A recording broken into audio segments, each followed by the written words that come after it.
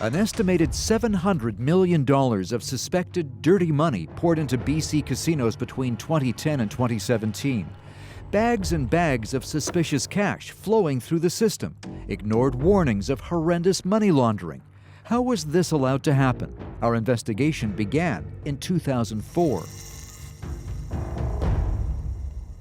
A lawsuit between BC's Great Canadian Casinos and a Texas company reveals allegations of loan sharking in BC casinos.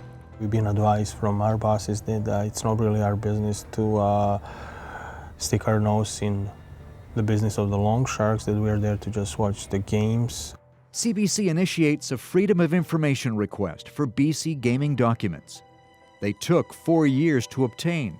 The documents reveal a troubling pattern of suspicious transactions.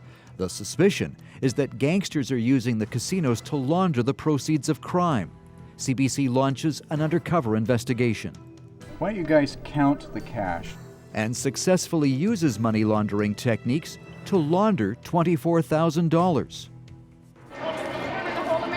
Yeah, no problem. How is it that the media, in their own investigation over 4 years, were able to expose this when successive ministers knew nothing about it?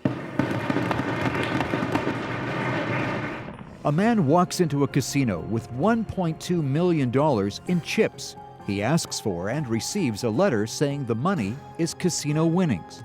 2 days earlier, at a different casino, a man had brought in $460,000 in 20s.